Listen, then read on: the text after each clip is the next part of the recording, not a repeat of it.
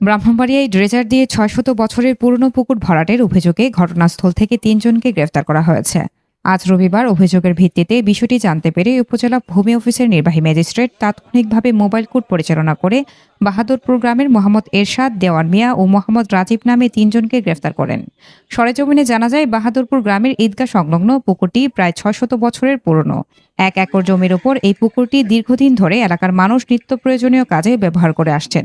কয়েকদিন যাবৎ ড্রেজার দিয়ে পুকুরটিতে বালু ভরাট করা হচ্ছে। এ বিষয়ে এলাকার সচেতন ব্যক্তি ডাক্তার খুরশেদ আলম উপজেলা ভূমি কর্মকর্তার বরাবর অভিযোগ করেন। আমার পূর্বপুরুষ, এটা আমাদের বংশের স্মৃতি, গ্রামের স্মৃতি। এই পুকুর ভরাট করাতে আমাদের পায়ু নিষ্কাশন থেকে আরম্ভ করে সকল প্রকার পানির যে সমস্যায় জর্জরিত হয়ে গেছে। আগুন লাগে, এটার বিকল্প আর কোনো পানি নাই। আমরা বাড়িঘর ফিরা চাই হইব, কিন্তু এটা আমরা পানি পেতাম না।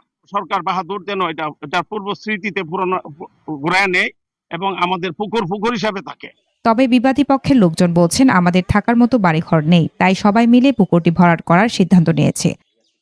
আমাদের থাকার মতো কোনো বাড়িঘর নাই এবং আমরা এই পুকুরে ভরাট করার জন্য আমরা উদ্যোগটা নিয়েছি। এবং আমি না, ৯৯ জন লোকই অংশীদার আছে, ৯৯ জন লোকই মনে করেন যে আপনার এখানে ভরার জন্য সম্মতি। সরকার এখানে মানা করবেন। অভিযোগের ভিত্তিতে ঘটনাস্থলে নির্বাহী ম্যাজিস্ট্রেট মোবাইল কোর্ট পরিচালনা করে ৩ জনকে আটক করেন এবং দ্রুত ড্রেজারের পাইপ অপসারণের জন্য নির্দেশ দেন উপজেলা সহকারী কমিশনার ভূমি কাজী রবিউস সারোয়ার। একমালি একটা পুকুর, এখানে মোটামুটি অনেকগুলো পরিবারেরই মালিকানাধীন এই পুকুরটা। তো এই পুকুরটা যেহেতু ভরাট করে ফেলছে, এটা অনুমতি ছাড়া যেহেতু করছে, এই পুকুর কোনোভাবে শ্রেণী পরিবর্তন করার সুযোগ নেই অনুমতি ছাড়া সরকারের। তো ওনাদের ইচ্ছা হচ্ছে ওনারা এইভাবে পুকুরটা ভরাট করে ফেলছে। তো আমি আপাতত যে কয়েকজনকে এখানে সংশ্লিষ্ট হয়েছে ওনাদেরকে অ্যারেস্ট করা হলো এবং ওনাদেরকে পরবর্তীতে নির্দেশনা দেওয়া হলো যে এই পুকুরের যে পাইপগুলো আছে, ড্রেজারের যে পাইপগুলো আছে, এগুলো সরিয়ে নিবে খুব দ্রুত এবং পুকুরটাকে আগের অবস্থায় ফিরিয়ে নিয়ে আসবে।